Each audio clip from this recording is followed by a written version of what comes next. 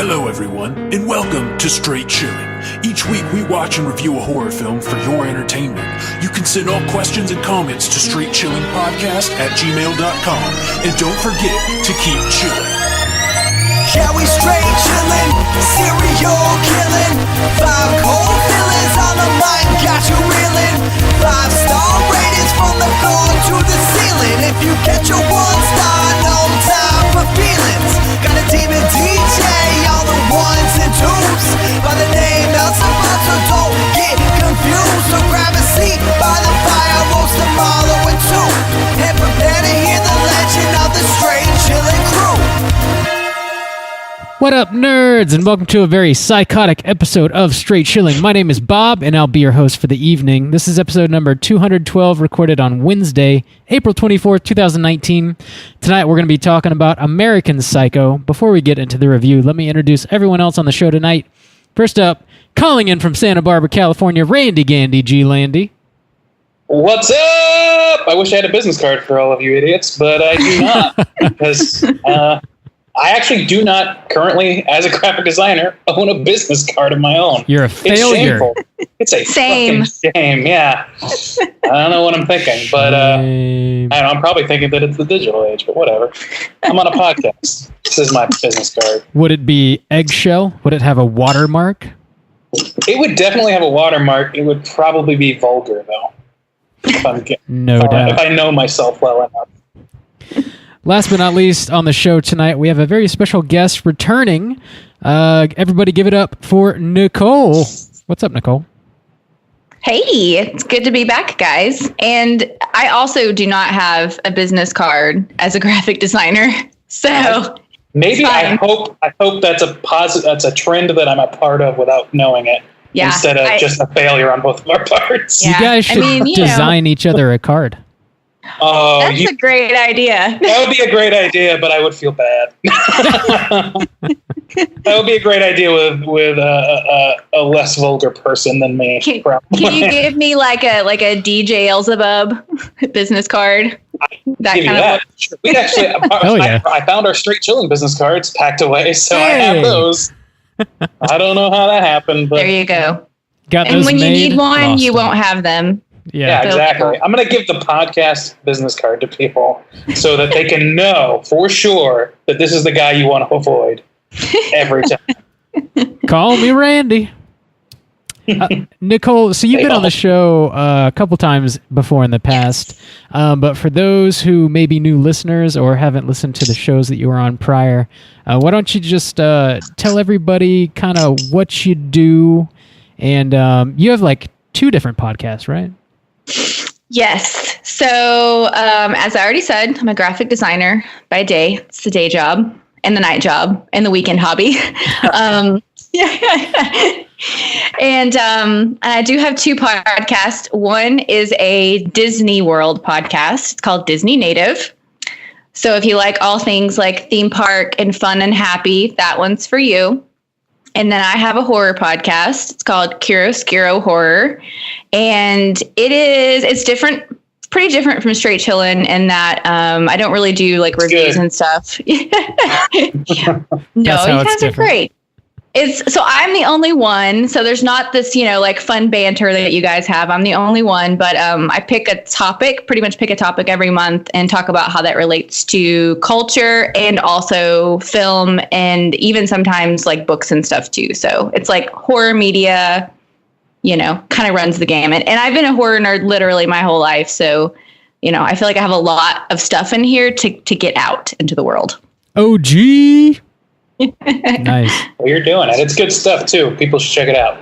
Oh, thank you. Thank you. I listened to your most recent episode about the death and taxes, which was like a true story. That was pretty cool. It was really well done, well produced. Thank you. Good job. Thank you. Thank you. Not like this bullshit, Rob. Hey, you guys have come a long way. I started listening to you when you were like around what sounds like all just sitting around a laptop. Yeah. So it sounds like that because it's pretty close to that. Yep. Yeah. You guys have come a long way. Our room mic with a loud ass fan. and 12 people just having 5. Oh yeah, you guys used to have like a dozen people on the podcast. I think we capped out at a dozen one episode. It was a bad idea. Squad was too deep. Too deep. Sometimes you can go too deep. It's true. Mm-hmm. Real quick, let's get into some housekeeping. Just a reminder, the May poll pick is posted on our Patreon website. If you support us there at the $5 level or above, you can vote on a movie we're going to talk about this May. The theme for May is Maniacal Mothers, and the 3 movies up there to vote between are Inside, Psycho, and Carrie. And I think Carrie's still winning just a little bit. Inside's not too far behind. But definitely get your votes in before the end of April, because May 1st will end that, and we'll have a new poll pick up there for you guys. Our subscribers continue to surprise me with their poll pick options. Like, yeah, Psycho's up. I mean, that's an undisputed classic. Granted, there's nothing we can add to it. But not a thing. I am going to plug Inside. I think everybody needs to go vote for Inside. Right. I mean, honestly, it's the deepest out of our poll picks. It's definitely the one that has like the most good movies overall. Like the average bar is pretty high. I would say. They're all pretty great. Inside is great. Yeah, definitely. You kind of can't go wrong, but we've done some clunkers before, that's for sure. I also finally made another episode of Bob's Blu-rays this week. I know I've been slacking, but I talk about 3 movies that I sort of discovered this year for myself. 2 of them are Japanese joints, and the third one is a forgotten 80s slasher starring Brad Pitt. Andy is trolling me, and it's distracting. So check out our YouTube channel if you want to see what I'm talking about on there. And Justin, I think, is he posted like a new video game playthrough, walkthrough, whatever you crazy kids call it. I don't know shit about video games, but he's playing Inside currently. So if you want to check that out, that's also not on the YouTube. same Inside. different Inside. Yeah, that would be an interesting game. Not as boring. Justin, I think, is also planning on twitching on Saturday. I think he usually does it at 9 Eastern Standard Time, and he's playing Inside some more. So if you want to check out Justin on Twitch, tune in this Saturday. And we're also doing another Joe Bob live watch party this Friday, 9 p.m. Eastern Standard Time.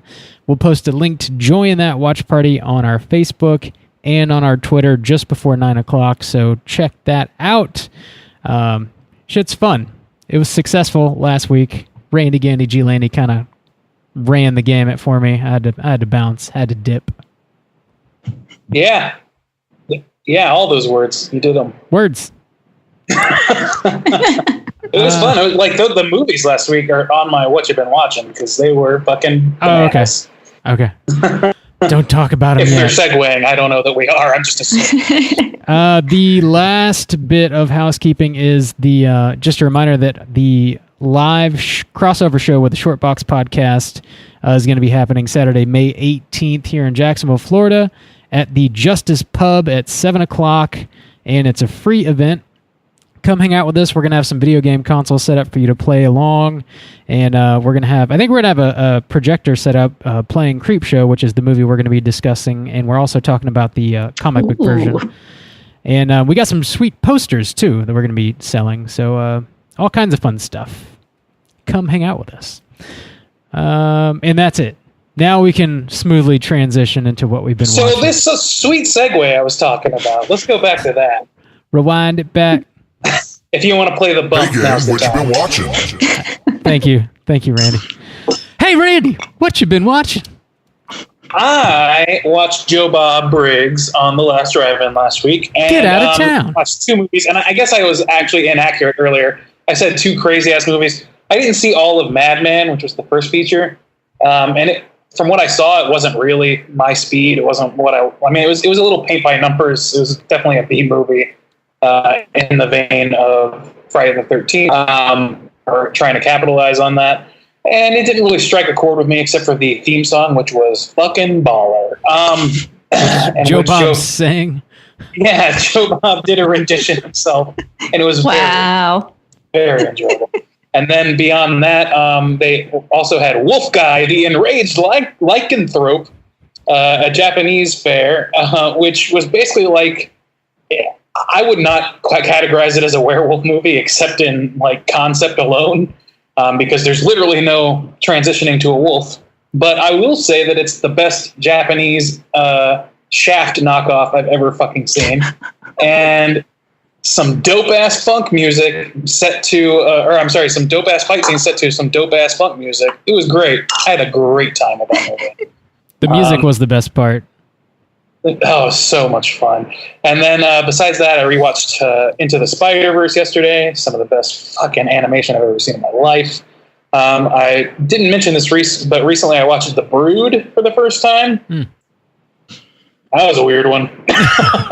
Yeah. I'm still grappling with what I'm supposed to take away from The Brood. And then I've been watching, have you guys heard of the show The Act? I believe it's a Hulu exclusive. No. I haven't heard of it.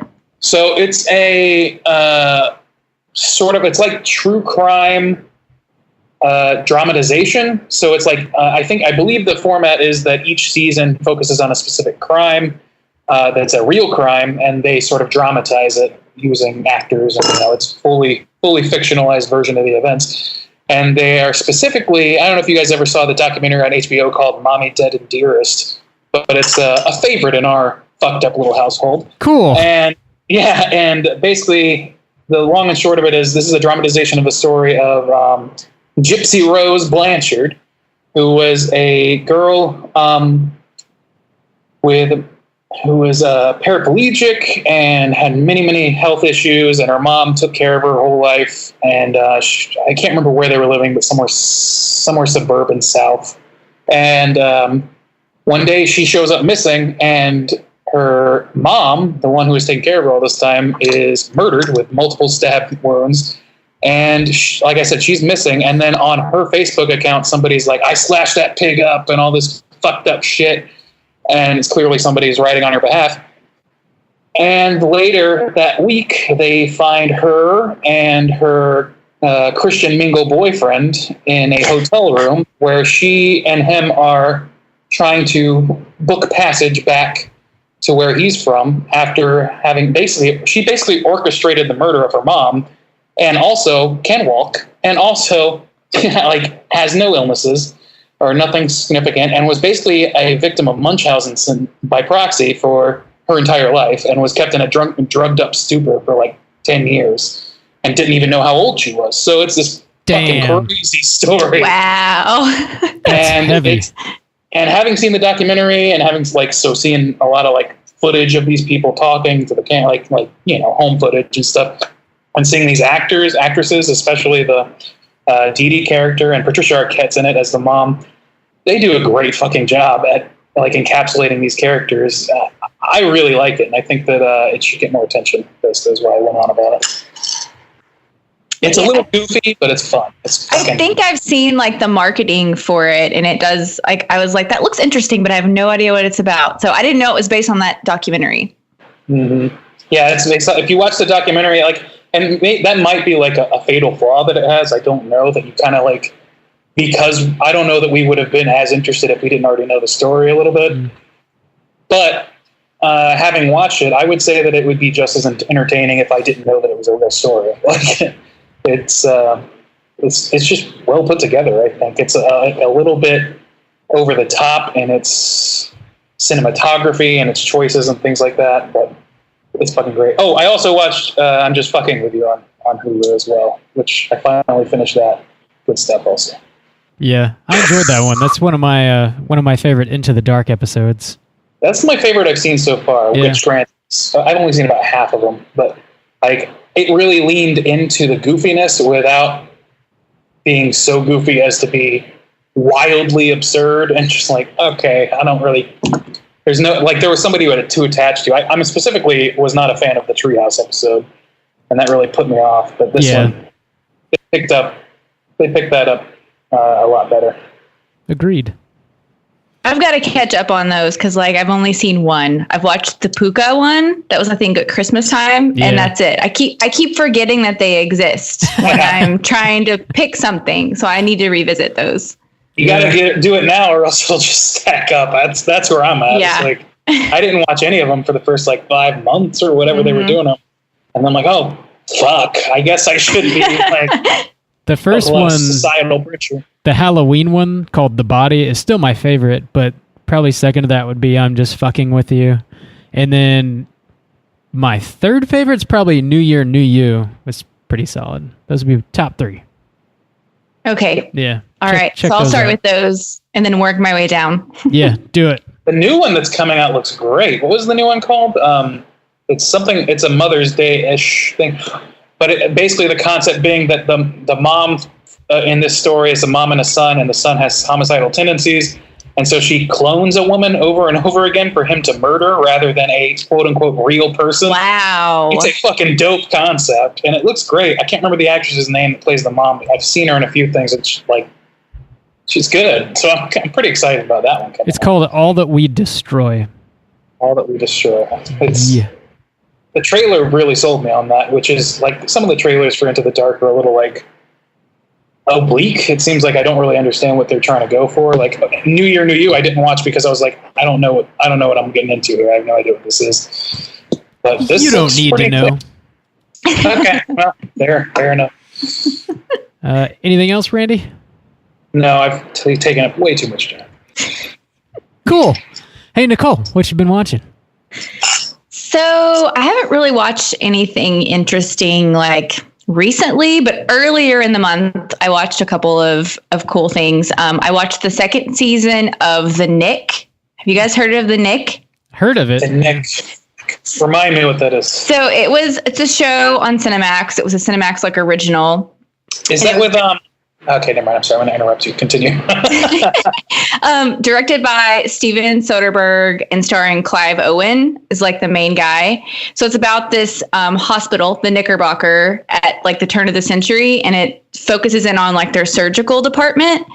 And so it's like a period piece and it's a drama, but there's also, it's just like a dark, like gritty show. And I loved the first season. The second season's been out for like a few years, but I kept waiting for it to like show up on streaming somewhere and it never did. So I was like, okay, I'm just have to buy it. And it was really good. I guess the idea was that they were going to do like every 2 seasons was going to like switch to a different story. So this was the end of the first story and it was good. It ended really well, but then they canceled the show. So I'm sad. Bummer. Because there is no more. But if you get a chance to check out The Nick, I would say it's worth a watch. Like the acting's great. The characters are good. Clive Owen is like really, really amazing. So check that out. Like I said, you have to pay for it right now. It's not streaming anywhere, but I'm hoping that like maybe it'll show up on HBO. Who knows? But the other thing that I watched, Cinemax production? Well, I guess like the first season was on HBO for a little while. Oh, weird. So yeah, I think that HBO like owns Cinemax actually. Possibly, maybe. I don't know. But it showed up on HBO for a while. Yeah. You never know. But the other thing that I watched was the second season of American Crime Story, the one about Versace. How was that? I don't know about that one. No. So did you guys watch the OJ one? No. I started it. It did not stick for me. So I loved the OJ one. Like I like American Horror Story, but it's like it's kind of hit or miss, you know, especially at the beginning it's really great and then it always fizzles out. Yeah. But with American Crime Story, I feel like since the story is like predetermined, they stay focused and it's a little more, you know, linear. So I loved the OJ one. And so I was like, well, I don't know anything about Versace, like at all. I have no clue how that story goes. So it was definitely, I recommend it. It was like really stylized. I mean, if you've seen American Horror Story, you know kind of what the look and feel was. And the main guy was that typical like Ryan Murphy, good looking, dark hair, blue eyes. If you've seen one guy he cast, you've seen them all kind of thing. Yeah, he definitely has a type. But it was really interesting. And I feel like because I didn't know the story, I kind of like, you know, was on a little bit of a ride and I learned a lot. And then of course I'm like Googling the whole story because I was sucked in. But it's definitely worth a watch. I binged it over like 3 days. Nice. That I never did watch that OJ past like the first episode. It's not that I wasn't interested. It was just like it is a slow burn show. I take from it, which usually when I heard American Horror Story, I was expecting it to be like breakneck fucking speed, just shit thrown at the wall. So I don't know. Maybe I should give it another look. I think the interesting thing about OJ is that, so I was a kid when it was all happening. I was like, I think 10 when the trial was actually on. So I kind of remember how it all unfolded, but I was too young to really understand it all. Like my mom was like glued to the TV every day because she's all into true crime. So I think watching it through more of a like theatrical interpretation was really interesting, and it made me kind of look at the whole thing a different way. I'll have to check that out. I'm a big fan of Dylan McDermott, so I assume there's someone who looks identical to him in this show somewhere. Pretty much. Cool. Just like 15 years younger. Oh, okay. Yeah. I'm down. No, don't tell him that. Randy. Cool. Anything else, Nicole? That's it. That's all worth mentioning. Okay. I took a bullet for everyone here and did my civic duty and watched The Curse of La Llorona. Oh no! Let's pull you down off the cross. Oh no! You can use the wood. Sorry, I'm so sorry we put you through that. The Wanaverse. The ever-expanding Wanaverse. No, it's a terrible place. Not a good movie, as to be expected. It's there's just really nothing going on there, like really at all. It's pretty paint by numbers. It feels like watered down. The Conjuring watered down, basically, is what it feels like. It reminded me a little bit of The Entity in the fact that it's like a single mother with her kids, and she's trying to fight off this crazy thing that's haunting their home. Just no crazy ghost rape scenes. Less rapey? Yeah. Okay, good. Yeah. Yeah, not good. I don't know. It made a boatload of money, so I'm sure there's going to be a La Llorona 2 somehow. Did it really? Yeah. It made a lot of money. Oh. Horror movies, it's so bankable, and that's both such a blessing and a curse. Yeah. La Llorona, I guess. Let me ask you, how many new monsters have been set up for future Wanaverse productions in this one movie? So I remember The Conjuring 2 had like 3 monsters that are now in production for films. Yeah. I'm just assuming that every movie is doing the Avengers and setting up the next thing. There wasn't really any new monsters introduced here. There was a really lame like Annabelle tie-in where like the priest in this movie, someone's talking to him, is like, do you believe in this stuff? And he's like, I didn't until I ran into this fucked up doll or whatever. And it does a quick little flashback and it shows Annabelle, and it's like, that doesn't, just take that out of the movie. It doesn't do anything, But how many Frenchies are in this movie? 0 Frenchies. That's good. Frenchie was my least favorite Wanaverse character. They do call in. They call in a witch doctor. That's not the right term. I forget what they call him because it was a Spanish word I'd never heard before. But this guy comes in because the church isn't willing or able to help, and he kind of, he's burning sage through the house, and he starts setting eggs on everything, which I've never seen that done before. And the eggs are just sitting there, and the lady's like, what the fuck what's the deal with the eggs? How's this going to help us out with the La Llorona lady? And then one of them just like starts spinning and explodes, and black shit goes everywhere, and he's like, now we know she's here. Oh yeah, so this is a low-key Easter movie. Yep, that's exactly right. Yeah, Easter. I just wonder, like, where did James Wan fall off the path? Because Saw was groundbreaking and Insidious was good, and now here we are. Right. He's just getting I think he's going the Grisham route. I think he's just putting his name on any ghost thing. Put his name on. Signs off on anything. Yep. It's hard to fault him, but it's easy to fault him. So I heard today because. So he is tied to a Tommyknockers adaptation, which is Stephen King. And I heard today that he's also tied to a Salem's Lot adaptation. Yeah. And I'm like, well, Well, you're like one of the bigger Stephen King fans I know, so how are you feeling about that? Well, it's just, 10 years ago, if James Wan was attached to it, I'd be like, oh, great. Now I'm like, darn it. Yeah, the success rate is diminishing with every... Yeah. Did you know that This is where we are. Annabelle was actually in Salem's Lot? You just missed it in the original. Did you know that? Holy shit. I can't believe that Salem's Lot is all about Valak, the nun. Yeah. Valak the vampire. Nun. She's the sister of, the vampire. Did you know that Elaine Warren was involved in that story in an integral level and is in every scene? R.I.P. Yeah. Yeah, I guess it's a little too soon again, I guess. Sorry, Lorraine. It's fine. We're talking about her. Pour one out for old Lorraine Warren. Lorraine. Yep. Low Main Warren. Pour one out. Low Main Warren. Oh, that got me too good. That should not have made me laugh. The only other thing I wanted to mention I watched is this movie I picked up from Vinegar Syndrome called Grave Robbers. It's from 1989, and it's about this lady who gets married to an undertaker, and she basically finds out that her new husband is taking bodies and sexing them up, and it turns out this small town that they moved to, they're all just like banging these corpses, essentially. So it's kind of, but it's all. I failed to see how that's a horror. It's a comedy. It actually is kind of a comedy. Is it really? Okay. Yeah. Well, What's the name of that again? Grave Robbers.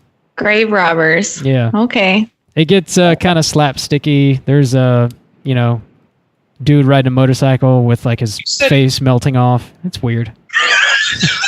So you said something on Instagram about it having a great title sequence, I think you said. That was another movie. Was it? I'm sorry. Yeah, it was another Vinegar Syndrome movie I watched. I didn't really want to talk about it because it was fucking terrible, and I didn't want to like just totally shit all over it. But it's called Darkroom, and it's very bad. So don't watch Darkroom. However, the title sequence is one of the best I have ever seen, which is what you were asking about. Wow. It's super cool. It's all like it's basically someone in a dark room and they're like developing pictures, but on each image that's sort of developing, you see somebody's name. It's like produced by so-and-so, but it's just all amber lighting, and I don't know. It was really, really well done. And then come to find out that the guy who shot the actual movie didn't shoot that title sequence. Someone totally different. So. Oh. Yeah. Oh well. Okay. So. Good to know. That's it for me. Let's go ahead and get into the main event and talk about American Psycho. Start off with the back of the box. What's on the back of the box? Here I have the actual box. The plot synopsis. Whoa, a rarity on Straight Chill. I know, right? The plot synopsis for American Psycho is as follows. Patrick Bateman, played by Christian Bale, is a Wall Street yuppie obsessed with success, status, and style, with a stunning fiancée, played by Reese Witherspoon. He is also a psychotic killer who rapes, murders, and dismembers both strangers and acquaintances without provocation or purpose. Based on the controversial novel, the film offers a sharp satire to the dark side of yuppie culture in the 80s, while setting forth a vision that is both terrifying and chilling. So, this was released in 2000. It is listed as a crime drama on IMDb for some reason, which annoys me. Directed by Mary Harron, based on a book by the same name, written by Bret Easton Ellis.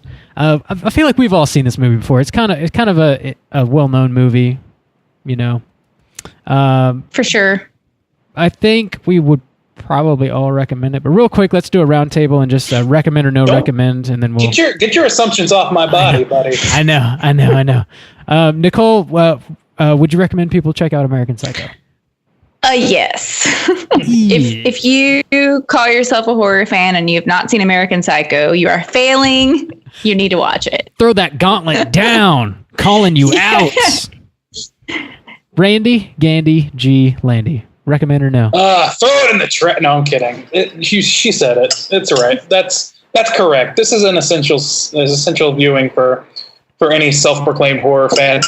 But I will say, like, for those who are just dipping their toes as usual, very gory, Very disturbing. It's not a toe dip. No. Yeah, this is a deep dive into some graphic territory. This is a fucking belly flop over here. It is. Yeah, recommend all around for sure. I'm just going to drop the spoiler warning and we'll talk about American Psycho. Here we go. Whoops. What's on the back of the box? That's the wrong bump. This is the right bump. Spoiler warning. There we go. That will not be edited, guaranteed. I feel like I can't now that it's been It's called part to of the attention. show, man. Yep. It's fine. We are not professionals here at Straight Chilling. I want you all to know that. Okay. So American Psycho, this movie is super interesting. So this was the winner of the April poll pick, and the theme for the poll pick was like movies that fooled us. So this, obviously, if you have seen it, and I'm hoping you have if you're listening to this right now, but basically Christian Bale, throughout this whole movie, he's just like murdering folk, like left and right, like it's his freaking job.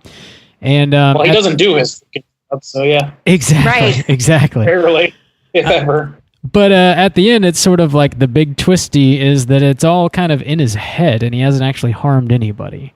So that's sort of like why. Or has he? Yeah, I guess that is totally up for debate. And I Here think come the WatchMojo.com hot takes. the book, as far as I understand, I haven't read it, is supposed to be much more up in the air, like much more easily debatable. I feel like the movie feels a little cut and dry to me, anyways. But we can talk about all that for sure. I don't know. What do you guys think about American Psycho? Do you have any like first impressions or anything you want to get out there? Sure. I'll jump in. So I first saw this movie in my like early 20s, and I think it was American Psycho and Saw were the first two movies I saw that I think really got me into like, I would say more gory horror, even though Saw now is not gory at all. But I remember watching it and just being like, wow, this is one of the roughest things I've ever seen. Yeah. But also loving it at the same time. And it's just so like well put together, and the acting is great, and it has a very specific tone that just really resonated with me. And we can dive deeper into this later, I'm sure. But when I found out that it was not only directed, but also the screenplay was partially written by a woman, I was like, hold up. A woman did this? Are you kidding me? Because at the time, I didn't know a lot of other female horror like nerds like myself. I have since found that it's quite a vast community, but I just was like, I cannot believe that a woman directed such a brutal, piece of film. I just couldn't believe it. So I was blown away. Yeah, this is definitely one of this is, to me, this is like one of the quintessential horror movies you think of, that you have to think of when you're thinking of female directors, because it's so like low key in that, like it doesn't like it isn't. This is not a like in any way rah-rah about that aspect of it's not trying to sort of make that its central. Like it's not part of the marketing, I guess is what I'm right. Like it's low key in that you have to find out just by researching it. And Mary Harron does such a fucking great job with this material. And actually, because I have so much trivia, I'm going to drop a few tidbits as we go along. This is something that was just kind of put succinctly, I thought, that some people in the media jokingly describe this film as, quote, an adaptation of a novel written by a misogynist, directed by a feminist. I think it's pretty fucking spot on. Like, the material here is clearly like it's violent towards women specifically, like in its very acts. But there's like clearly a feminist perspective. Otherwise, it's like it kind of falls apart into that sort of like torture porn territory if they didn't have that sort of like empathy with those characters. I think. Yeah. I think also that just it's so carefully and like artfully put together. Like when you hear all of Patrick Bateman's like very specific monologues, and even like the shots are so like calm and like symmetrical and like beautiful. And then when you contrast that against just like the chaos and the brutality, like you can tell somebody really put a lot of thought into, how that was all going to work together. Definitely. Yeah. Did you guys? So I haven't seen this movie in years, and I never noticed before. But the opening credit sequence in this, like, I feel like it completely influenced Dexter. Like the way they're sort of like cutting the food up and it's zooming in on these plates and everything. Like it just totally reminded me of that really awesome intro to Dexter. Yeah. That's no accident either. Like that. Yeah. Dexter directly references American Psycho. I think at least once, but I think maybe a couple times even. Yeah, I had never thought of that, but yeah, that totally makes sense because you're right. It's like the food, like they're drizzling, like it's like raspberry sauce or something, but it looks like blood. Bird. Yeah. I love that this movie opens up with food specifically because that's like it's almost difficult to make. And it's not difficult, but to make food sound pretentious is like such an easy. Like everybody eats, so it really shouldn't be a pretentious act to eat food. But everything, like all the menus that are laid forth by all these various waiters who are just formless, like non-characters. They're so absurdly over squid. Like I can't remember specific, but like squid tendrons or some shit. I don't know. All kinds of like stuff that does not even sound appealing. Maybe sounds like kind of like intriguing as an experiment, but it's like there's nothing relatable about it, and it's food, the most relatable thing in the world. Randy, and the menus are like metal and like engraved. Yeah. Yeah, you're like, who does this? They're making like the most universal thing in the world, the most divisive or most untethered thing. It sounds like you guys have never eaten at Dorsia. So you really got to try it. I can get you in there. Of course. I can have get a you reservation this Friday at 7, right? 90% of my job is actually just calling to make reservations for dinner. That's all I do with my day. One of the lines that really struck me is one of Patrick's friends is like, do you have a reservation for lunch? Like, I'm not hungry, but I'll just feel better if we have a reservation. Yeah. And I was like, that sums up kind of like this whole movie. Yeah, it is. It's like, it really makes all of these people, including Patrick, seem really fucking like sad and pathetic. It's almost more sad for the people that aren't him because at least he's trying to conceal something. They just have nothing going on in their brains besides a animalistic need to be the top of the pack in the ways that they see that happening. Yeah. But aren't you fascinated to watch them? Yes. Oh yeah, it's like being in a fucking zoo watching some of these people talk on this movie. It's crazy. It's interesting how they all go so out of their way to conform to one another, specifically Patrick Bateman, because he even goes as far as to say he only keeps his job because he wants to fit in. And it's funny because the movie even like kind of comments on it because Patrick keeps getting mistaken for other people, which is understandable because they all look identical. They dress the same and they're all like... They're like shitting bricks over each other's business cards and they all look the same. They all look exactly the same. It's they're not even well designed. No, yeah. The more ubiquitous, the better. And that, like, I love that the way he puts that, where he's like the first time he's mistaken by like Paul Allen, I think the Jared Leto character, mistakes him for Marcus somebody, and he's like, Paul Allen has mistaken me for Marcus Halberstram or whatever, and he's a complete doofus. Although we do have the same haircut. And the same glasses, and the same. He also wears these kinds of suits. Like he goes down the list of every similarity he has. It's like, yeah, how fucking stupid of this guy to like think that you're the same person. It's fucking great. There is a huge element of black comedy in this movie. Absolutely, yeah.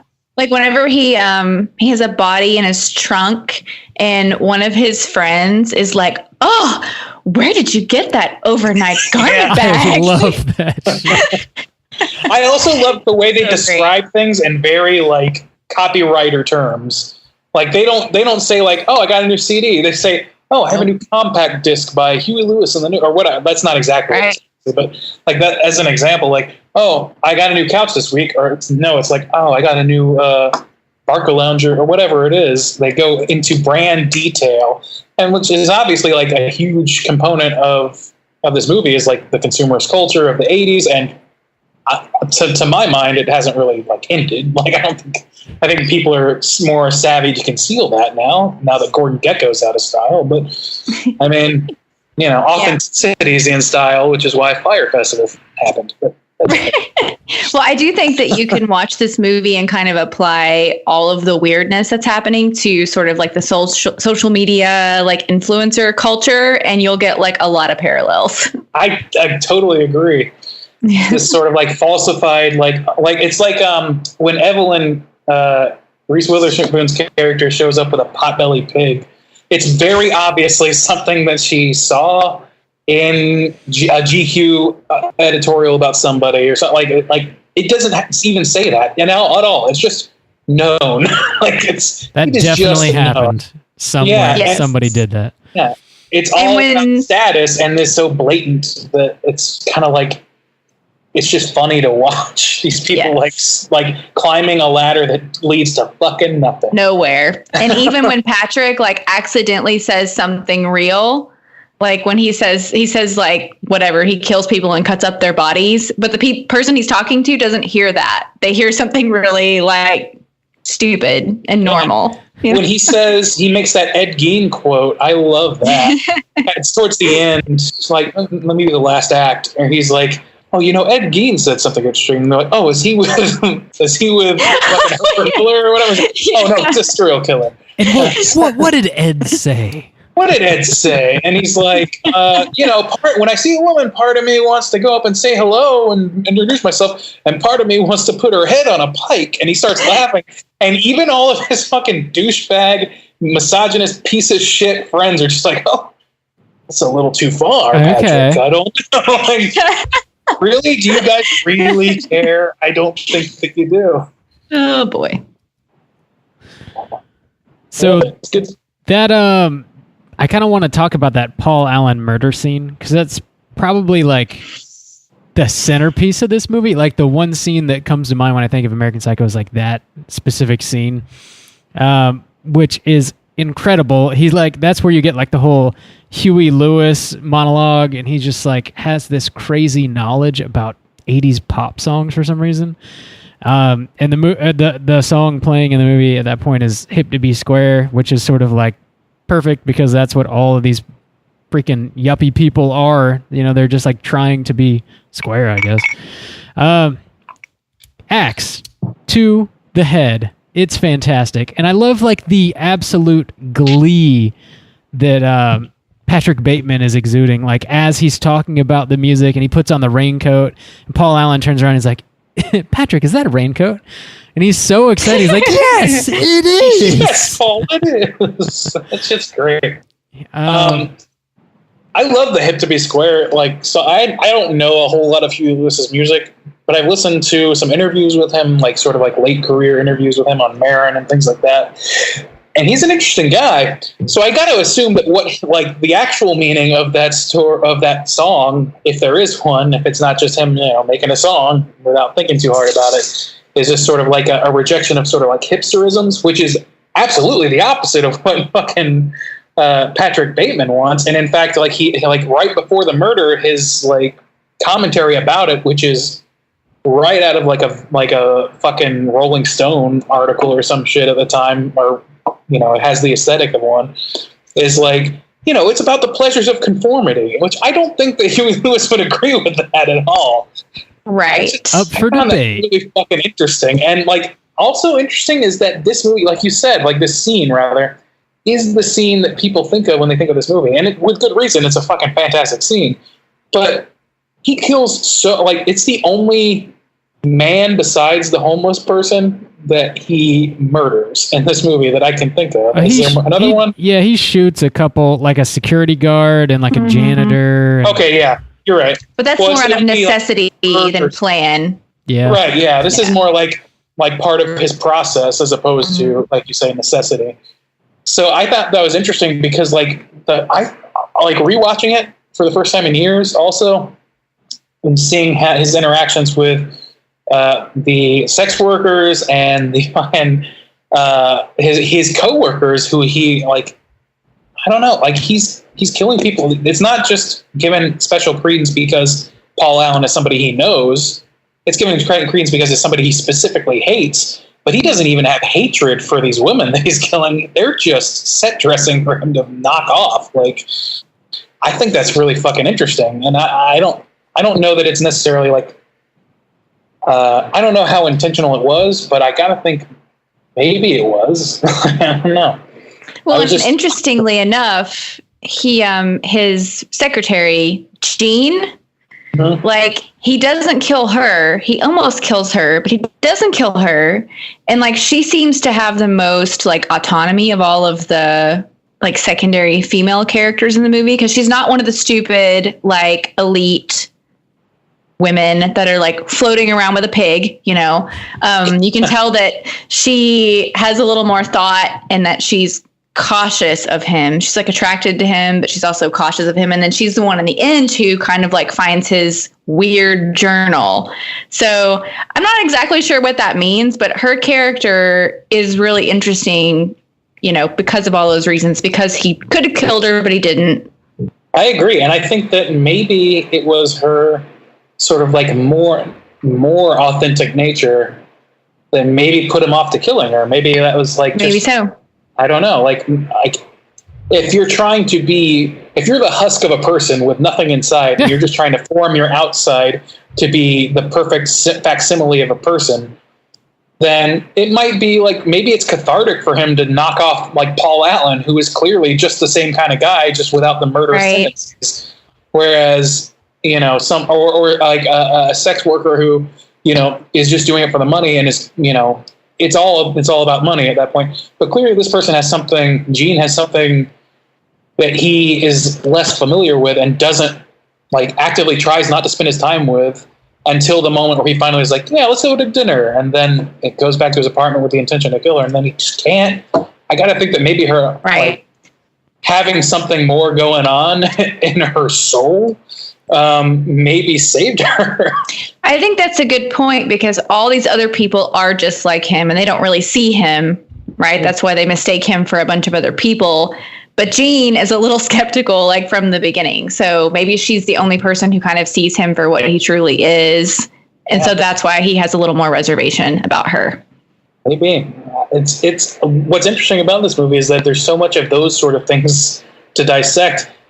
And a movie where a dude drops a fucking chainsaw on a woman from like 12 stories above her, which is not even the most improbable thing that happens in this movie.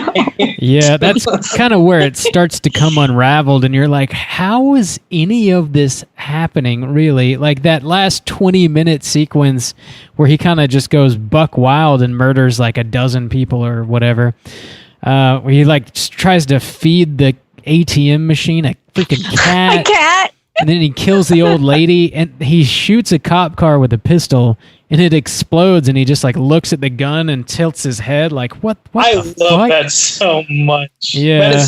That is almost like a meta commentary, or like an over, not about anything in particular. It's just almost like a joke about like movies, just movies in general. It's like, Yeah. how did that happen? Right. How does Bad Boys 2 work? I don't understand. When he's like running through that office building, he runs out the door, and then like a janitor comes into scene behind him. He runs back in the door, shoots him, and then runs back out the door again. Like goes way out of his way to and it's like very funny though. It's the janitor just stands there gawping at him. It's great. Yeah. It's crazy. Christian Bale just nails this performance, and it's like there's a reason that this is his breakout role. It's because Oh yeah, man, he was so great. Nobody has ever, like, not ever. I don't know. I'm overstating, but like he just kills it with like having this complete bullshit facade for so long. The way he confesses on the phone at the end is so manic and insane, but also still has some of that like trying to hold on to the veneer that he knows he can rely on. like, I've killed a lot of people, just like, that shit is fucking insane. It's like simultaneously hilarious and terrifying. That's a tough line to draw. Well, I think that again goes back to sort of like the contrast of like earlier in the film, he had all of these very controlled, precise like processes and descriptions and brands, and everything's like very calm and very collected. And then compared with that, where like his face is all sweaty and his hair's all messed up and he's like screaming, like spitting into the phone. It's a very interesting kind of like, dichotomy of those two things for sure. Yeah, his devolution it's so stark in comparison to the beginning of the movie. It's a lot of fun to watch. And the thing is, like, nothing in this movie except for him has a metamorphosis. He's the only, like, in a lot of movies where you see a character go through like a huge metamorphosis, it's part and parcel because like the world around them is also changing. But it's not. This is entirely an internal debate he's having with himself that winds up with him like losing control to what should be his sane side, but is clearly not. I don't know. I think it's fucking fun to watch, honestly, like just purely on an entertainment level. It's really fun to watch a guy unravel like that. Yeah. And that, I like that they give you sort of like a peek into how his mind works, like right as the movie starts, where he's doing like 1,000 crunches and he applies like 8 different types of creams on his face and he has to wait for one of them to like harden and peels it off. And it's sort of like, sets up the fact that, he's wearing a mask or whatever. It's like very smart. And I just kind of like that type of character. Like I was always very drawn to Dexter as well, with like these sort of super meticulous, well thought out characters that, I don't know, obviously like Patrick Bateman just goes apeshit towards the end in a way that Dexter never did. But I don't know, it's just like something very interesting about personalities like that. I don't know why that is exactly, but it's also very interesting that when he's like doing his crunches and his like morning routine, like casually Texas Chainsaw is just playing in the background, and then later it's like porn.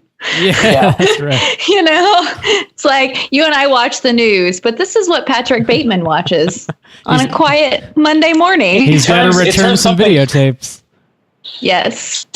It turns something very innocuous and sort of like almost aspirational, even working out every day and being, into his personal fitness and, wanting to better yourself, and makes it clear that it is all bullshit. It is 100% a method of quote unquote fitting in. It's smart. It's just smartly done. And I know like a lot of that obviously came from the novel, but a lot of it came from rewrites and things like that. I think it's like a perfect distilled version of what this character ought to be. I don't know how you could improve upon the character specifically. Yeah, I don't know. I'm curious. Obviously, I don't think I'll get an answer to it because we can't get Mary Harron on the show. Or maybe we could. I didn't ask. But I'm curious as to like what attracted her to this book and like what made her want to adapt it into a screenplay and then like make a movie out of it, because I'm assuming the book is at least moderately similar to the movie. I've never read it, but this movie treats its female characters like very poorly. Like, Jean is definitely the most like human character in the movie. I definitely agree with you guys there, but the movie still, barring that she doesn't get murdered, still like Patrick Bateman treats her like shit. And that's, and she's like, undeserving of that, as are like all of the women in this movie. It's just sort of, I can't really think of one that was treated well. Like his fiance is treated poorly. Obviously all the ladies that he picks up on the street are just like, murdered eventually. It's just kind of, I wonder what drew a female director to a story like that specifically. I don't know. Well, like I said, I have a ton. Me too. Yeah, it's very interesting. I have a ton of trivia, and I think maybe it would be beneficial for us if you guys are interested in hearing just how, and this is kind of like, it's going to be kind of long, but some of the production history before this movie actually got made. You guys interested in that? Yeah, if it fits into the conversation, why not? Yeah. Yeah, I mean, you tell me if it does. That's kind of where I'm at. It might be informative. So this is all that I found so far, and God knows there's plenty of it. After the novel was originally optioned in 1991, it's only 2 years after it was published, author Bret Easton Ellis himself was set to write the script for director Stuart Gordon, with Johnny Depp starring as Patrick Bateman. What? Holla holla. Yeah. Gordon wanted to Never do the heard film that in black and white, so as to stick as close to the book as possible, meaning a guaranteed X rating. After that project fell through, David Cronenberg replaced Gordon with Brad Pitt set to star. Bret Easton Ellis wrote a script for David Cronenberg with Brad Pitt attached. Based on Ellis, Cronenberg hated the restaurant and nightclub scenes and didn't want to shoot the violence, which is interesting for Cronenberg. That is. Wow. When Ellis basically ignored these requests, a disappointed Cronenberg hired his own writer, and then when that didn't work out either, he left the project. Ellis then wrote another pass of the script for producer Rob Weiss in 1995 before co-writer and director Mary Harron and Oliver Stone at some point came aboard. When Lionsgate picked up the rights for the film, Mary Harron was set to write and direct. Initially, she considered various actors for the role of Patrick Bateman, including Billy Crudup, who was the first choice, but he turned it down. Ben Chaplin, Robert Sean Leonard, Jonathan Shake, I don't know that person, Johnny Lee Miller, and Jared Leto. Okay, the producers tried to talk Harron into casting Edward Norton, but she refused and was ultimately allowed to cast Bale, but only on the proviso that she cast at least 2 other big-name actors in supporting roles. To this end, Harron hired Willem Dafoe to play Kimball and Reese Witherspoon to play Evelyn. However, after they agreed to appear, Lionsgate told Harron that they were going to make an offer to Leonardo DiCaprio to play Bateman. Harron told them that if they did, she would leave the project, which is exactly what happened. Oliver Stone was subsequently hired to replace Harron, working from a script by Matt Markwalder. Stone was set to cast James Woods as Kendall, Cameron Diaz as Evelyn, Elizabeth Berkley as Courtney, and Chloe Sevigny as Jean. Stone also decided to keep on Leto as the project as Paul Allen. However, DiCaprio left the project to shoot The Beach instead, and as the budget began to get out of control, Stone also left, prompting Lionsgate to rehire Harron, who returned to her original casting decisions and decided to keep Savini on the project. Also considered for roles were Drew Barrymore and Liv Tyler for some of the female roles, and Ewan McGregor and Keanu Reeves for Patrick. So there's a fucking metric ton of turnover on this fucking movie. This movie should not be good. Yeah, shouldn't. really. Like, this is development hell. This is what they're describing as development hell. Like Stuart Gordon, Cronenberg, fucking Oliver Stone, none of those people could hack it on this story or didn't want to.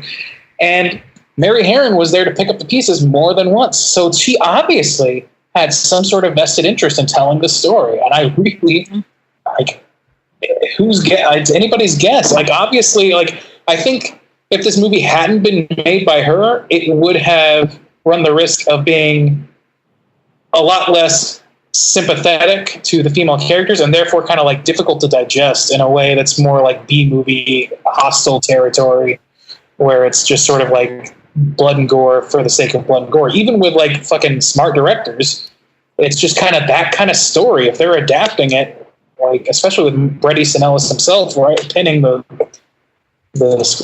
screenplays, what can you do with that?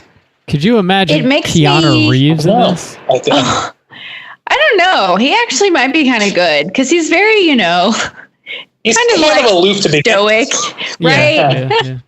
But But Leonardo you DiCaprio made a bad choice, let's just say. I heard a rumor. I don't know if it's true, but I heard that basically Leonardo DiCaprio's agent was like, listen, you did Titanic. You're the nation's heartthrob. All these girls are going to go see this movie if you star in it. It's career suicide. You cannot do this.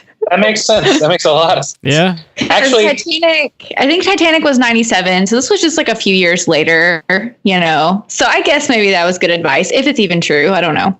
maybe. I mean, if he did as well as Christian Bale did, then I don't think anybody would be complaining. But I have a little section on my trivia that I can expound on these things called Christian Bale, cheeky little monkey.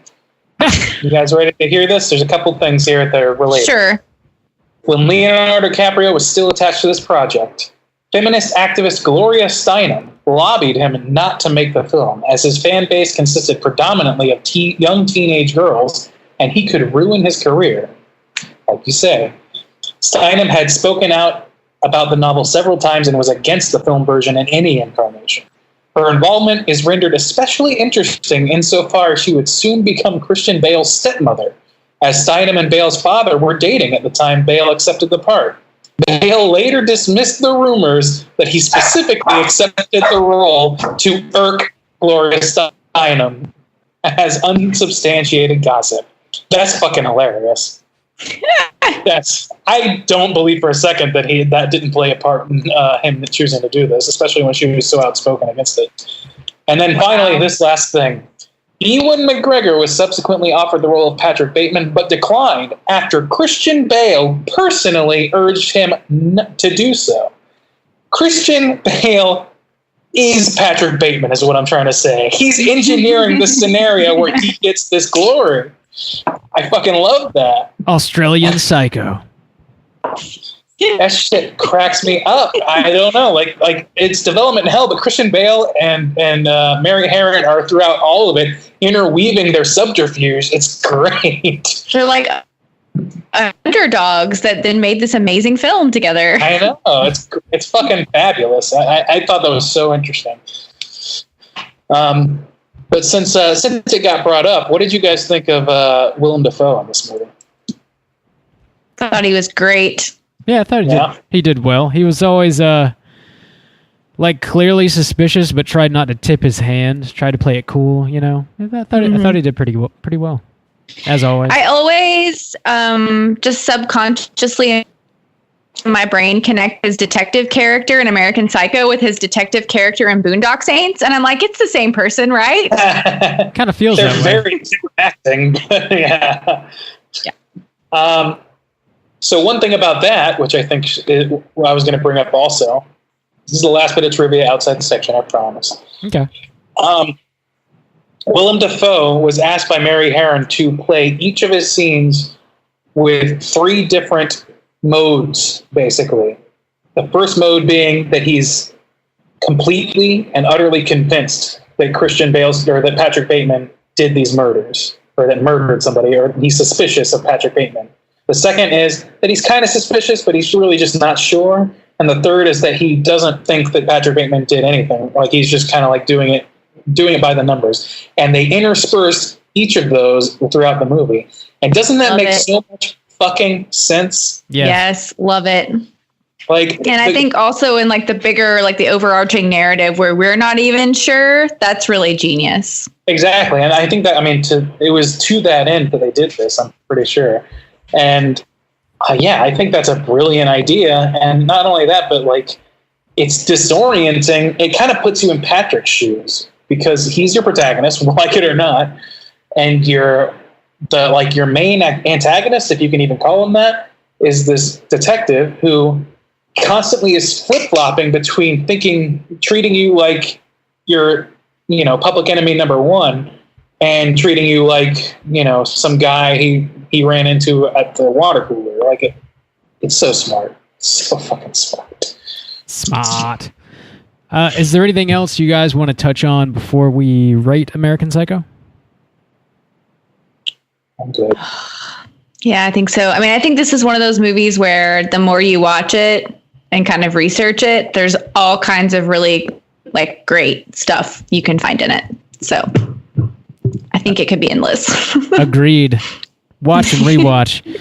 Okay, let's go ahead and rate this bad boy. Nicole, would you do us the honors and kick us off? Out of 5, how do you feel about American Psycho?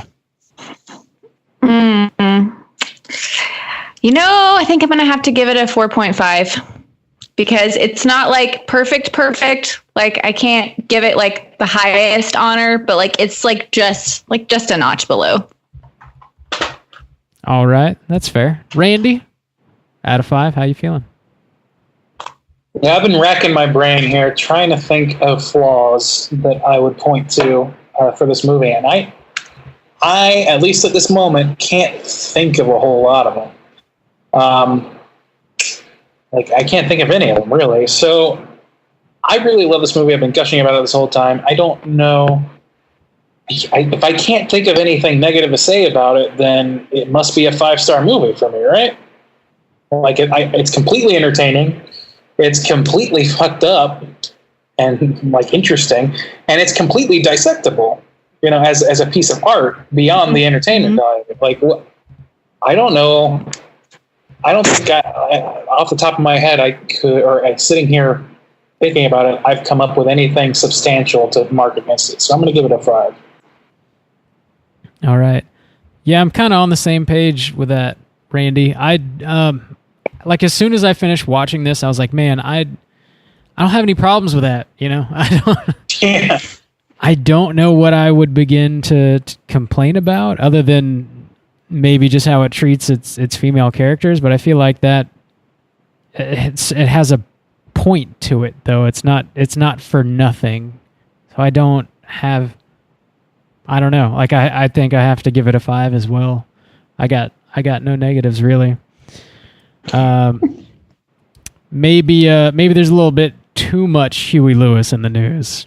Nah, I'm just kidding. Whoa, That's impossible. Whoa. That's impossible. Whoa. You guys are like totally making me rethink, but I think honestly, I think even though I don't know like what specifically I would count against it, I think when I think about like, you know, 5-star horror movies, like things that I hold in like the highest regard, this movie is close, but it just like doesn't quite reach the top. You know what I mean? Yeah. So even though I don't have like specifics, I think that's where my like little bit of like a 1/2 star is falling for me.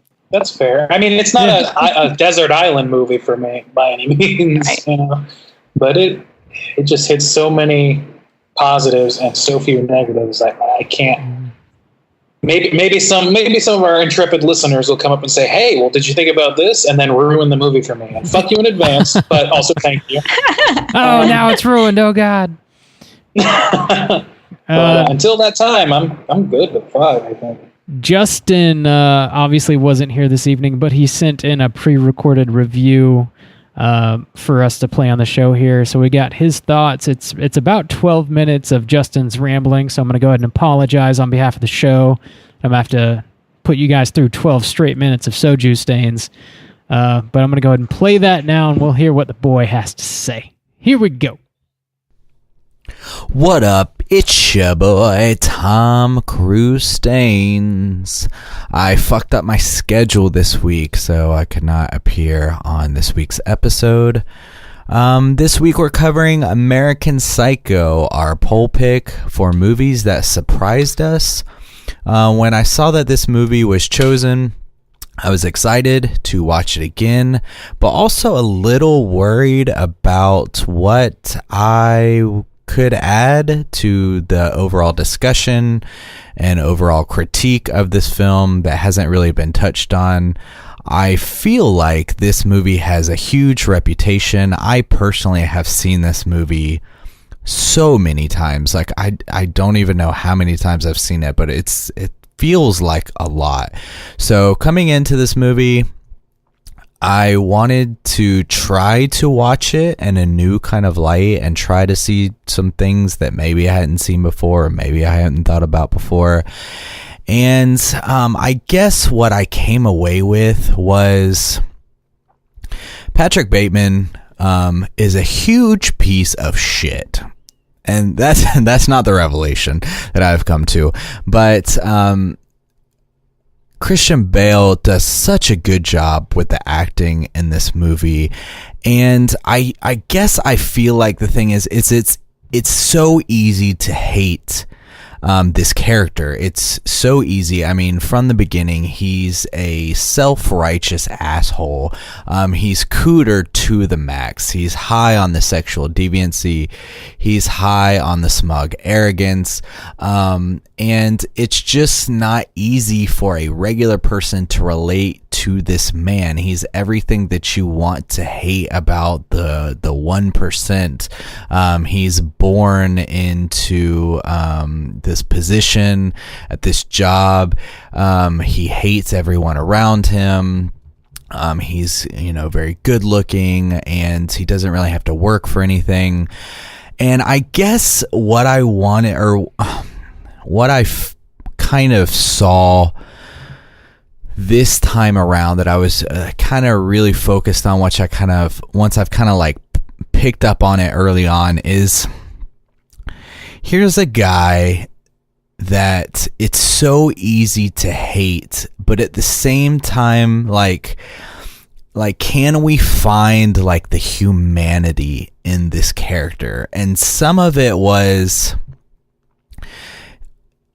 despite this character's like position in life, he is just cursed with this insecurity that plagues him so much, to the fact of where he specifically like talks about hating everyone around him and only putting on the face to fit in. And it comes up a couple times. When he goes out with his fiance and like the two artists are there, and when he first goes into the restaurant, he is worried that that they're not going to get a good table. And then he just mentions like, the relief washes over me when I realize that we do have a good table, and just being so insecure about what the strangers in the room think, that he is not important enough to get a good table at this restaurant. And it like, the joke comes up several times that like he can't get a reservation at Dorsia. And of course the the ridiculous, it's a fucking hilarious scene, but the business card scene, just the deep-seated insecurity. So you have this character who is not comfortable in his own skin, despite being objectively beautiful and wealthy and well off in life. And the only time he feels relief is when he feels like he's being his true self, this murderer. And every other time he feels as if he's in complete isolation. He feels completely alone, to the point to where when he at the very end of this movie, when he feels like he's being caught and he calls his lawyer, he's like openly weeping. And I think one of the interesting things about this movie, about watching this ruthless murderer, is come to find out like maybe he's never actually murdered anybody, which is kind of the surprise of the movie, which is why it was picked, for the April movies. It surprised us. Maybe he's never actually murdered anyone. And we actually do see that the people that he associates with, or that he can maybe care about in some kind of way, his secretary, his mistress, and his fiance, he never actually harms them. In fact, he actively tries to save them from himself. He tries to break up with his fiance. He tells his secretary, to go home. He's worried he's going to hurt her. And the people that he does murder are people he's able to associate as less than people. We see him murder the homeless man, and he goes on this whole spiel of we just don't have anything in common, but he's able to detach that person from humanity, which allows him to carry out these heinous acts. And I think it's just really, interesting to see it from that kind of perspective. If he never murdered anybody, to see this man who's not even able to get any kind of sexual satisfaction, when he's with the hookers, it's complete self-indulgence from the act of sex, to where it's not even like, it's not like he's getting pleasure from any kind of intimacy or even the act. He's like watching himself the whole time to prove to himself, like, I am good enough. And then he indulges himself later when he harms them. And that's like the only release that he finds, because even when he's admiring himself, like, it's not enough. So a man who's completely alone, a man who's completely sexually like frustrated, a man who is not comfortable in his own skin, who is deeply insecure despite his status in life. I think it's just a like brilliant character study into a person that it's just so easy to hate. He's just a complete piece of shit. But to be able to like step back and try to find any kind of humanity or any kind of empathy with a complete monster like this, was an interesting way for me to try to watch this film, especially knowing that maybe at the end he's maybe never actually harmed anyone. So does he even get any kind of credit for maybe showing restraint, like knowing that he has all of these mental like frustrations coming to a peak, and maybe knowing that maybe he has actually kept it under control? Does that make us have any kind of sympathy for him? Can we possibly have any type of sympathy for somebody who is so mentally like hurting or just in such disarray? It's just, I don't know. It's hard because even if he wasn't a complete psychopath and hurting people the entire film, even just as a social status, like he's a complete piece of shit, you know? He can't appreciate the things around him, all the things that he's been given that so many people would love to have. So even from that status, it's hard to like say. And he's such a great villain because he is so easy to hate. And again, the acting in this film is fantastic.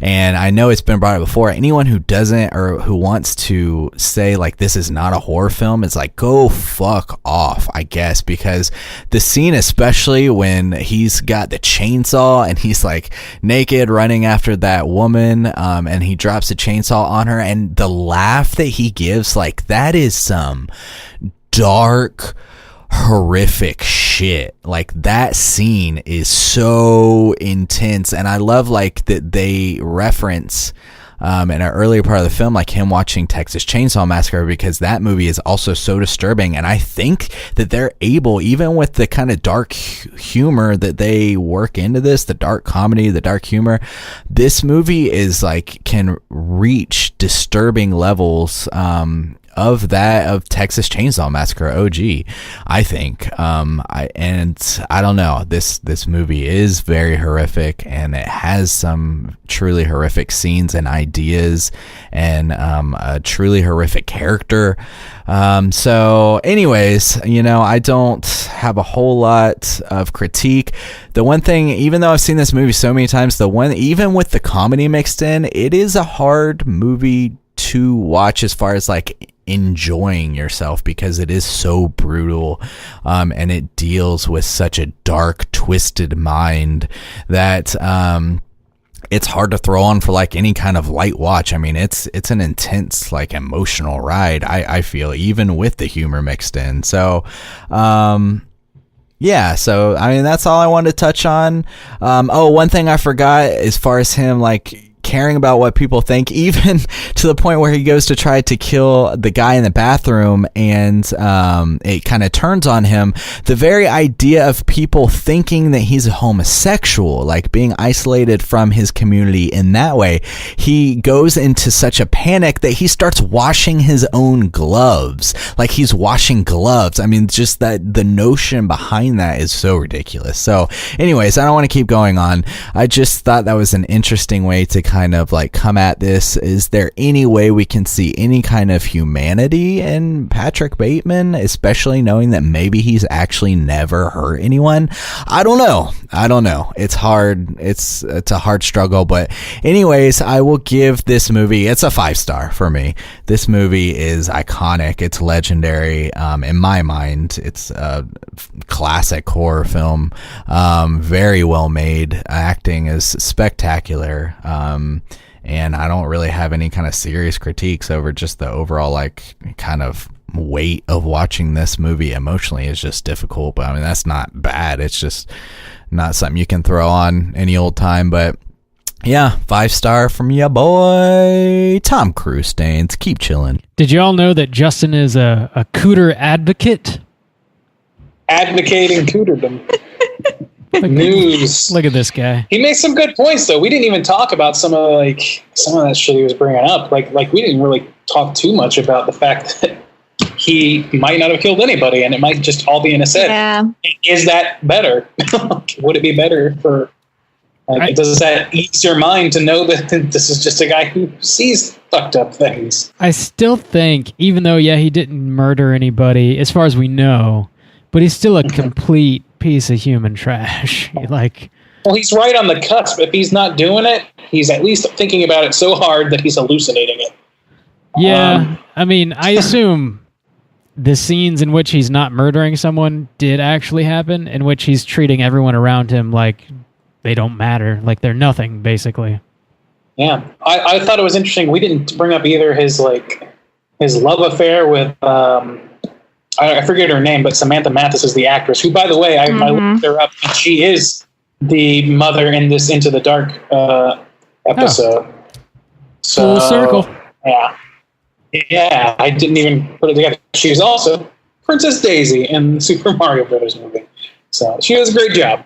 But do you guys definitely think he didn't kill anybody then? Is that your reading of it? I would say I'm 75% sure. I would listen to arguments otherwise, and I think it's just because, thematically, it'd be interesting to hear, the repercussions of it being real versus not. But I think it's kind of hard to deny that when you leave a bunch of corpse hanging up in a closet and then all of a sudden they disappear and it's not actually the apartment you thought it was, maybe that's telling you pretty much point blank. That's kind of where I land too. Like he just imagined it all because he needed some sort of outlet, Well, and I think also when Gene finds his journal, so he's just confessed to his lawyer. He just had a conversation with his lawyer. His lawyer is like, I don't know what you're talking about. And then it immediately cuts to Gene looking through his really depraved journal. It seems like that's his outlet. He's thinking about it. He's doodling it. But yeah, it's been a long time since I've sat down and watched the whole thing in order. I went back and watched the end for tonight just because I didn't clearly remember it all. But I think it would be interesting to watch it kind of from both perspectives and just kind of see where things match up.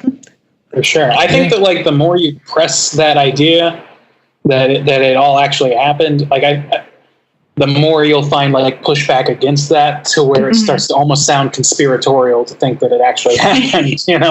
Too many things have to be explained away at that point for me. But I still think it's kind of interesting either way. Mm-hmm. Yeah. It is. So with Justin's score there, that's going to put the aggregate at a 4.88 for American Psycho. That's pretty goddamn high. Pretty good. Aggregate. Yeah. Justin called it a classic. It sounds like he does kind of hold it up there with I don't know, The Exorcist or Halloween or whatever. I kind of still hold it a little bit below that, kind of like you were talking, Nicole, but I don't think I can base the rating on that just because the way I think of ratings, which I think we all kind of have our own way of considering movies on this 5-star scale or whatever, but I kind of try to treat the movies individually and not say just because Halloween was a 5-star, this is no Halloween, so I can't give this 5 stars. I try to treat them individually, but we all do it totally differently, and which I'm sure is very and inconsistently. I'm sure it's crystal clear for all of our listeners, and they really appreciate that, no doubt. We're providing a service of confusing you. Yeah. Well, hopefully people don't come after me for ruining the perfect Oh, 5-star. Oh, no. There's No, you're you good. give it whatever you want. But show. So let's go ahead and jump into the Rotten Tomatoes segment and see what the users and critics have to say about American Psycho. Certified fresh to death. Have you all seen the Rotten Tomatoes score by any chance? I have not. No. Okay, cool. I'm going to pull it up. Let's see what we got here. Okay. So we're going to go around the table and you guys are going to have a guess at what first the critics rated and then the users rated American Psycho. Nicole, why don't you take a stab since you are our guest? We'll kick things off with you. What do you think the critics rated American Psycho out of 100 on Rotten Tomatoes? It's always so hard to know what the professionals think. I am going to say 80. Okay. Randy, what do you think? I think that's a pretty solid guess. I feel like this movie was pretty controversial when it dropped, and it has only ever gained acclaim. I'm going to go with 90. All right. So Nicole's going to take that. It's actually a bit lower than I would have considered, but it's sitting at a 68%. Shocking. Wow. Shocking. God damn. Wow. With I don't know what they're talking about. It's no Titanic, I guess. the fucking professionals. There's 144 reviews counted on that one. It's no The Beach, that's for sure. So let's do the audience score next. We'll go in reverse. Randy, why don't you kick us off out of 100? What do you think? I mean, this movie has this movie has a huge following in like college age kids on the level of like Boondock Saints almost and like Worship. And those are the people that take time to review movies on fucking Rotten Tomatoes. So I'm going to go 90 again. All right. Nicole, what about you? I'm going to say 85. And Nicole nailed it right on the dot, 85%. Oh, shit. Well yeah, done. I'm good at this. Yeah. I get like one every 10 episodes. So congrats. There's 303,911 user ratings, which, damn. You're right about that, Randy. They showed up. The nerds showed up. The critics' consensus on American Psycho says, if it falls short of the deadly satire of Bret Easton Ellis' novel, American Psycho still finds its own blend of horror and humor, thanks in part to a fittingly creepy performance by Christian Bale. Sure. Sounds accurate. So I think we probably need to talk about some cooters. It's going to be a short convo. Let's go hunting. Cooter of the week. All right. What y'all thinking for Cooter of the Week? Who's your nominees? Oh, definitely Lewis. I don't fucking... It's Patrick, man. Yes. I'm gonna nominate Bret Easton Ellis himself. That's a shockingly dope response, actually. Yeah, it is. Kind of hard to argue with that. Real life Cooter. I'm going with BEE. I don't want to necessarily get into the weeds on this. I'll just leave it at that. Real life Cooter. Yeah, if you really want to. That's all the weeds I'm going into. Yeah. I don't know. I think it's so hard because I feel like pretty much every character, including the women, they're like all cooters. It's a cooter cast. Except for like Gene. Yeah, except for Gene. Yeah. But yeah. Gene yeah. and maybe even Willem Dafoe. Like he's just kind of like doing his thing. Oh, that's true. And he's hard to read. He's too hard to read to be a cooter. Yeah. But Patrick, all his friends, all his women, well, and not the sex workers, they're fine. Yeah, dude, fucking Christy is maybe also one of the, like, by far one of the more, relatable characters in this movie because she's just kind of dealing with it. Yeah. Yeah. She's like, dude, I don't want to get in this car, but it's my job, so sure. Yeah. I definitely wouldn't have gone the second time after needing surgery, but... She had to go to the freaking ER? Nah. Like, no. Fuck yourself forever. But that aside, like, her reactions to things are, like... She is one of the few empathetic characters in the movie, for sure. So, between her and Jean, I would say we got... And maybe the homeless guy, and maybe... I don't know. But all of the yuppies. Fuck the yuppies. Yes. Which is like 90% of the cast, yeah. The 80s are the cooter of the week, maybe. The whole decade. All right. So, yeah, like if we're talking people in the movie, Patrick Bateman. Yeah, that's number one. Cooter number one. It's a pretty easy call. Yeah. Randy, do you have any more trivia? Oh, you know it, man. There's a ton for this movie. Let's do it. It's totally time for trivia. Take it away, dog. All right, so I got a few different, because there's so much, I broke it down into some sections. A lot of the production notes I already mentioned, which had to do with production hell. But here's a few more things for your pleasure. Guinevere Turner, who played Patrick's friend Elizabeth, that's the one from Sarah Lawrence College, if you'll remember, who was with Christy the Call Girl. She also wrote the film's screenplay. So we have a fucking screenwriter in this goddamn movie. Damn. Which, yeah, Yep.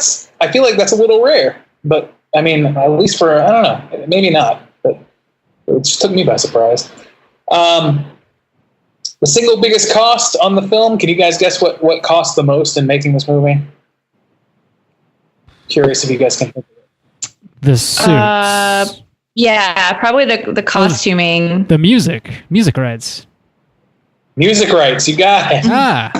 There you go. Yeah, I think that, like, I deleted this. There was so much trivia I had to delete some, but they also said something like all of the suits and things, they were provided by people, and they had trouble keeping brands on board as the production continued because it's pretty fucked up. Believe that. I know he couldn't say the word Rolex. They weren't allowed to say the word Rolex, but he could wear a Rolex. That's why he says, "Don't touch the watch." Shit like that. Let's see. Whitney Houston, however, since we're talking about music rights, she refused to allow any of her songs in this movie, as you do, protecting yourself a little bit. The cast and crew of this movie, Rob, viewed Mario Bava's Hatchet for the Honeymoon prior to filming for inspiration. One of the film's producers, Christian Halsey Solomon, is the son of Bret Halsey, who appeared as the lead in as the lead of Bava's films, Roy Colt and Winchester Jack, and 4 Times That Night, 1970 and 1971, respectively. Have you seen any of those movies, Rob? I know you went on a Bava kick for a little bit, right? Or am I confusing? I haven't seen much Bava, honestly. I was really mainly watching Argento and Fulci when I was going down my Italian giallo route. But I need to see more, so I'll add those to the list. Yeah, I need to check out Hatchet for the Honeymoon. That sounds pretty dope. Yeah. So this movie was originally given an NC-17 rating by the MPAA, the cinematic kiss of death, due to distribution difficulties. Co-writer and director Mary Harron argued volubly, that's a word that exists apparently, argued volubly against the rating, but was forced to make some minor trims to receive an R rating. So the fact that they were minor trims, I think, is a blessing. I don't know how this movie... I don't know how much more further it could have gone, really. Okay, so let's talk about the adaptation from book to movie. In the novel, Patrick Bateman is way more misogynistic, racist, sexist, homophobic, and xenophobic.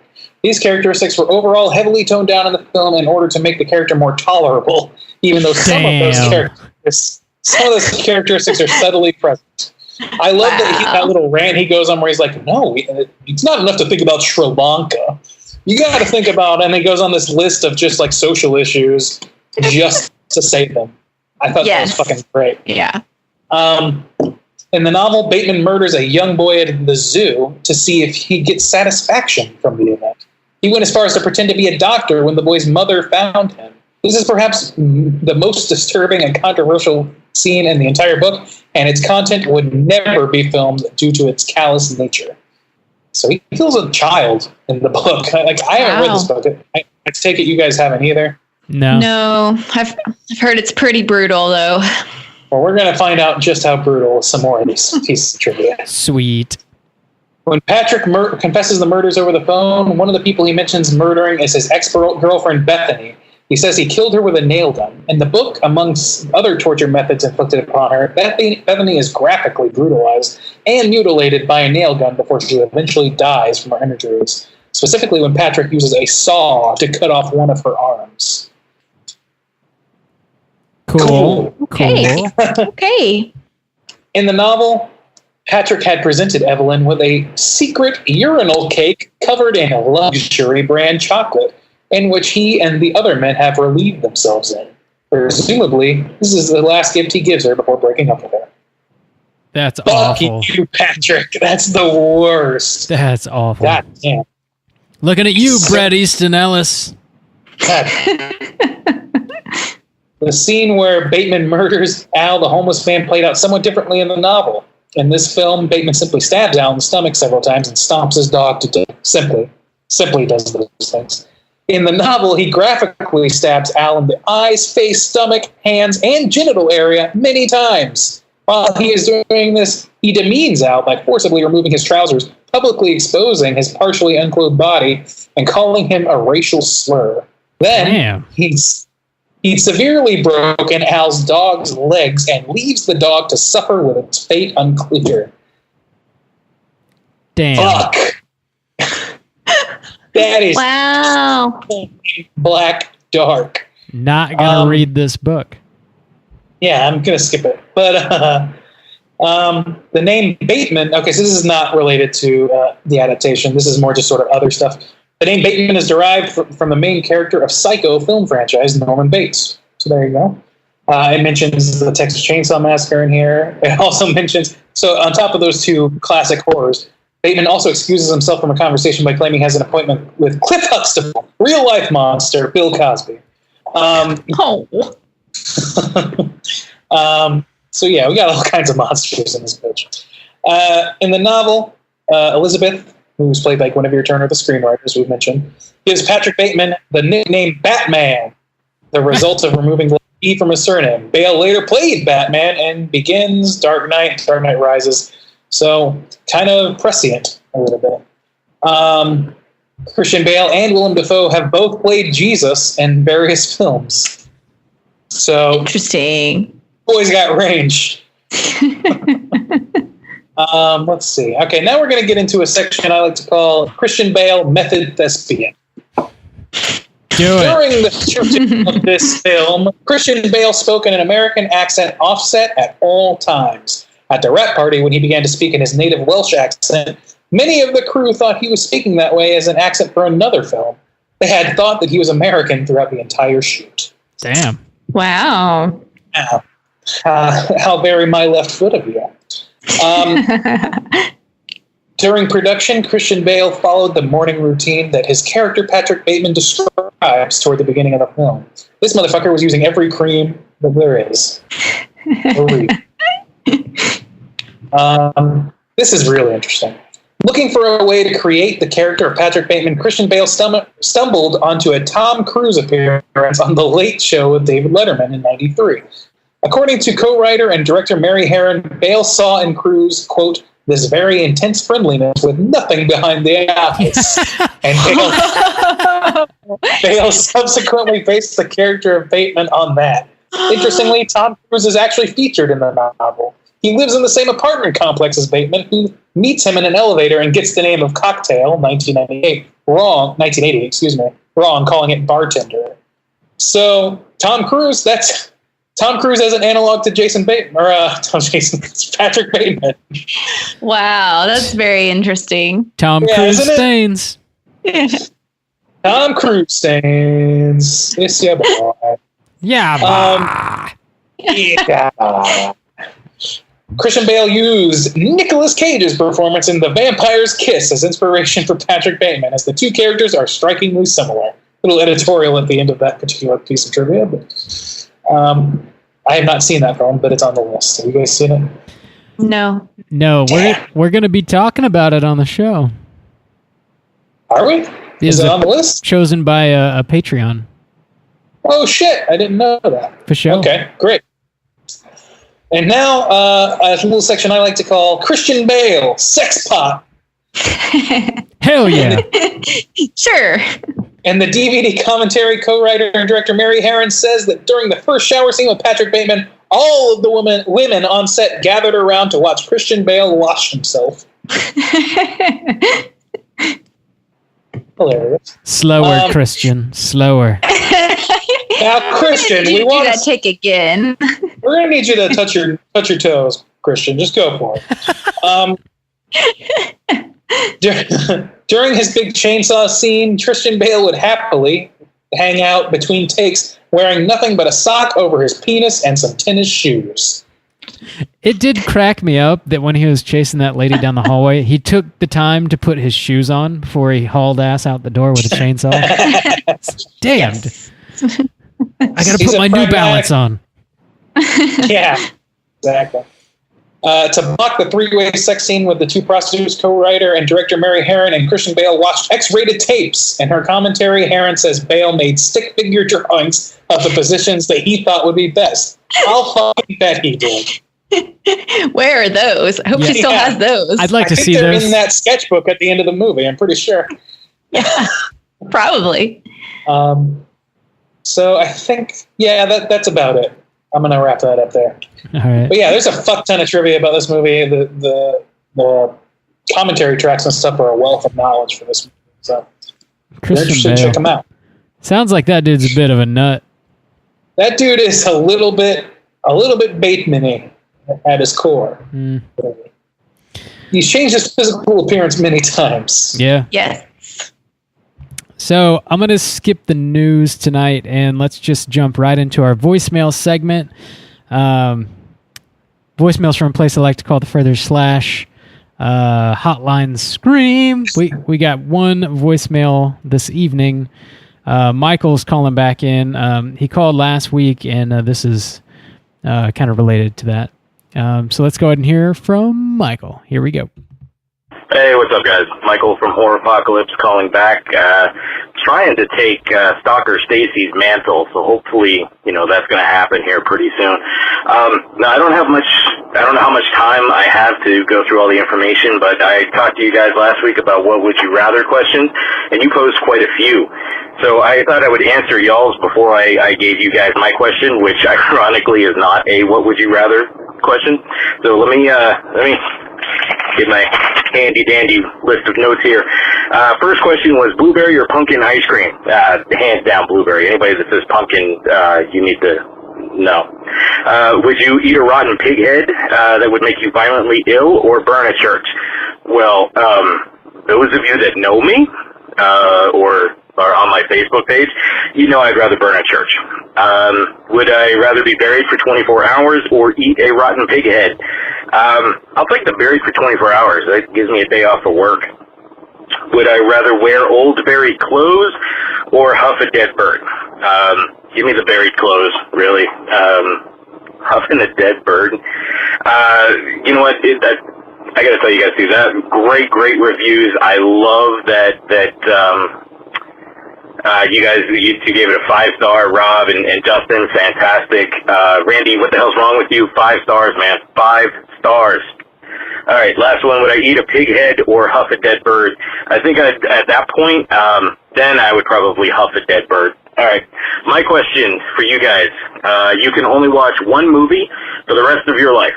That's it. Only one movie. And it's a generic question, I'm sorry. But one movie for the rest of your life, what movie is it? Anyway, thanks, guys. Another great show under the belt. Hopefully I can do my Lords of Chaos episode at some point here, get my co-host to finally watch the damn thing. But yeah, I agree wholeheartedly. 5 stars. Spoiler for my episode. So, all right, guys. Have a good one. Talk to you later. Hey, thanks for calling again, Michael. And we provided like several What Would You Rathers last week, and he was basically just answering all of those. I can't believe that he actually wrote all of them down and then actually gave a response to each one. Also, if you don't like pumpkin-flavored ice cream, there's truly something wrong with your soul. Oh my god, it's so good. I got called out hard on this shit. My 4.5 was not strong enough. So Michael presented a question to us. He wanted to know if there was one movie we could watch for the rest of our lives, what would that movie be? For some reason, like as soon as I heard him ask that question, my mind went straight to Clue. Shut the fuck up. Yeah, so God damn it. You stole my island movie, bro. No shit. Yeah, that's what we have the same answer. God damn it. Get your own DNA. That was seriously the first movie that came to mind. I was like, damn, Clue. If I had to differentiate myself from Randy here, my backup would be Office Space. Okay. Yeah. Nicole, do you have like a desert island type movie? Oh, geez. That's so hard. I mean, I can't believe you guys didn't pick horror movies. What's wrong with you? First of all. We're fucking posers. Clue's horror adjacent. Yeah. It is. It's horror adjacent. True. Geez.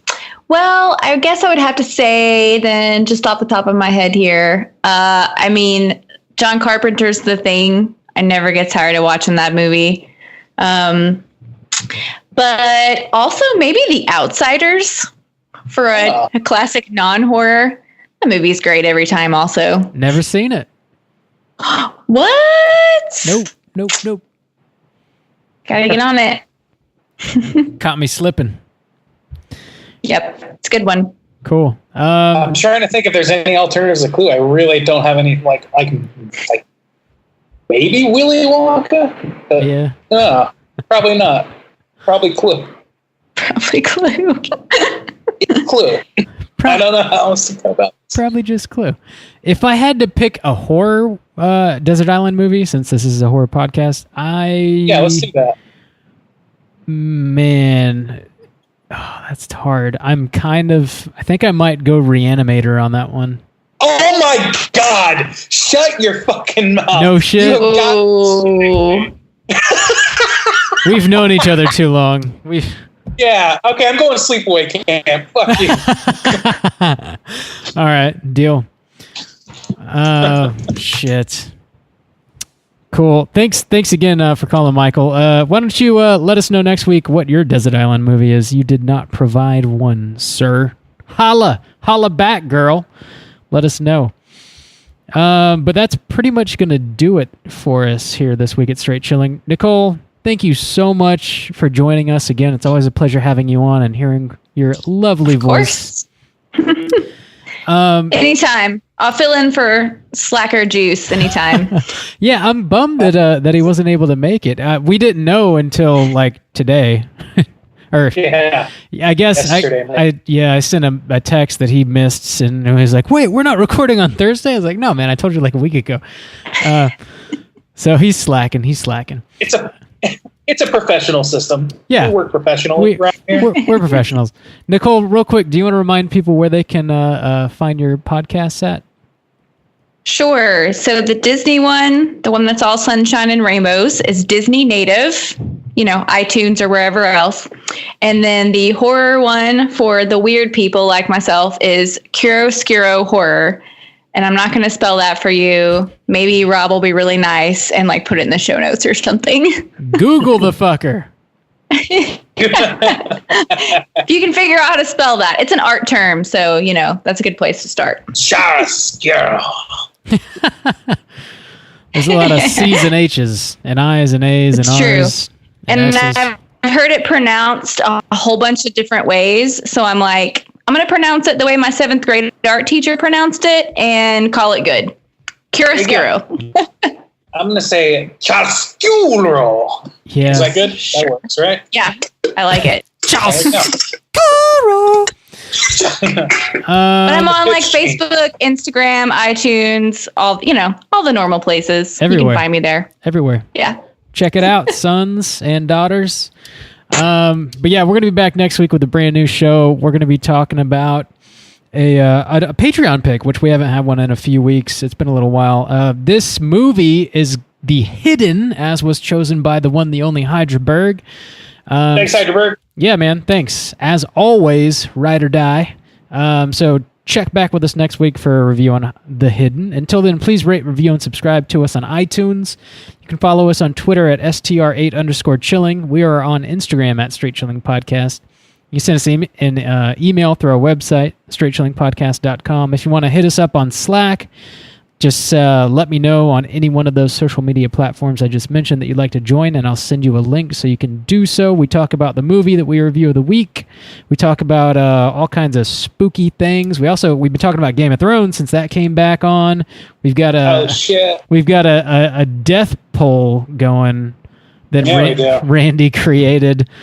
So we got a bets going on who's going to die and who's going to live and who's going to turn into a White Walker and all that stuff. So it's a lot of fun stuff going on there. Definitely join us on Friday for our Joe Bob live watch party, 9 p.m. Eastern Standard Time. Again, links to join that's going to be posted just before showtime on Facebook and on Twitter. And I think that's everything that I have to say. So until next time, as always, all you mother truckers, please keep chilling. I have to return some video tips.